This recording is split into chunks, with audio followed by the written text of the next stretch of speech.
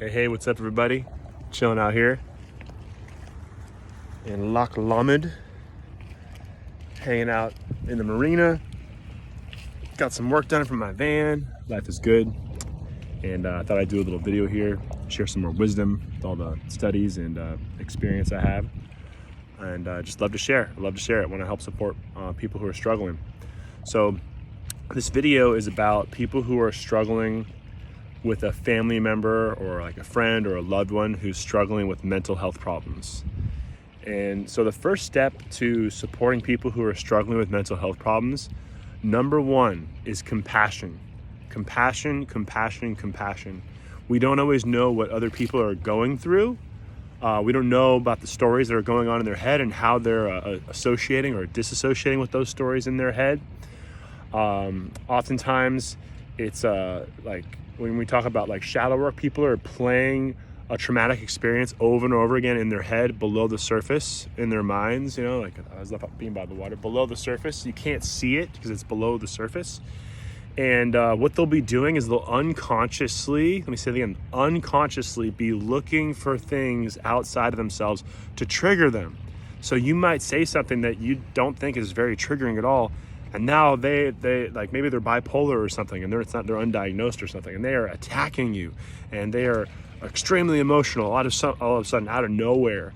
And a lot of times this is because they have unacknowledged or repressed, suppressed, or denied emotions below the surface in their mind that they have no idea how to manage. Like a lot of like older generations, like baby boomers, and I hate to like call out a generation, is that they didn't know about PTSD back in the day. They didn't know about attention deficit disorder. They didn't have like, and these are just labels for things. It's really, all it really comes down to is essentially loving ourselves again and acknowledging our pain. But they didn't have these labels. They didn't know about a lot of the stuff that we know about today.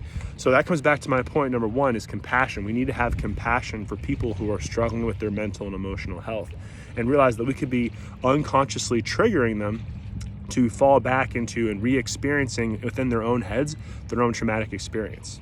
So keep that in mind. Number one, compassion.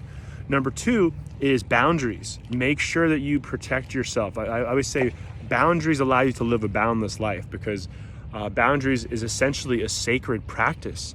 And it is the foundation of your mental, physical, and emotional health. So have compassion for the people in your family who have mental health problems, but make sure that you have boundaries around your own mental and emotional health, because we don't know what demons lurk within the minds of the people that we love. And so it's important not to allow those demons to feed off of us.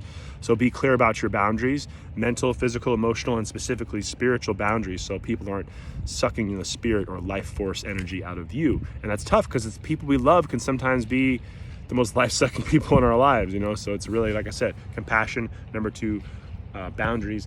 And number three, it's really about listening, you know? And when I say listening, it's really about not just hearing what people say, but listening deeply from a heart space where you can feel what's going on within them. Because oftentimes we're just like, we hear people and we just respond too quickly, and we're not really ingesting what they're saying. And a big part of what I utilize as a coach is I don't listen to what people say, I listen to how they say it. The rate, the pitch, the tone, the inflection, and the power words. That's a big one. What's the power words they're continuously using to describe their reality?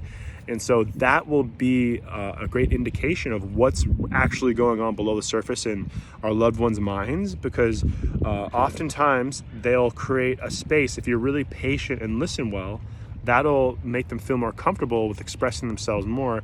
And you can find a place where there's like, oh, well, what's that? And then you kind of call them out in a respectful way. And you're like, well, what's this? And then you get them to start kind of self-reflecting on how they may be treating you, and that actually helps with boundaries as well. And then you also asking those questions. I like to say the word question is a quest that I'm on. Question. It's a quest that I'm on to heal the planet. Is that we begin to recognize by listening properly and asking proper questions. These questions will allow them to have more compassion for themselves. A little boat coming in here. What's up, boat? So when we have, number one, compassion, when we have, number two, proper boundaries. And number 3, when we really are listening, so many people are not. I'm the son of a sound mixer. My father's a multiple time nominee for best sound mixer on the planet.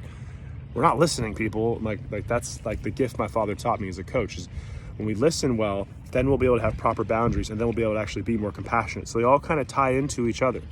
So I'm sharing this because I have some clients who are struggling with family members who are struggling with mental health problems. You know, that could be a wide range of things.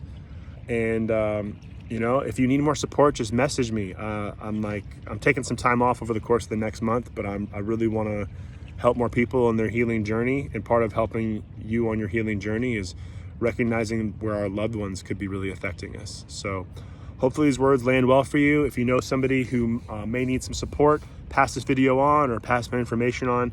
I'm not doing this just because I want to make money. Like, yeah, I got to make a living doing it, but I really want to compassionately help heal the planet. I think that starts with us all working together to love each other, be compassionate, have good boundaries, and listen to each other with an open heart. So I love y'all. Peace. And I'm going to go teach some yoga later.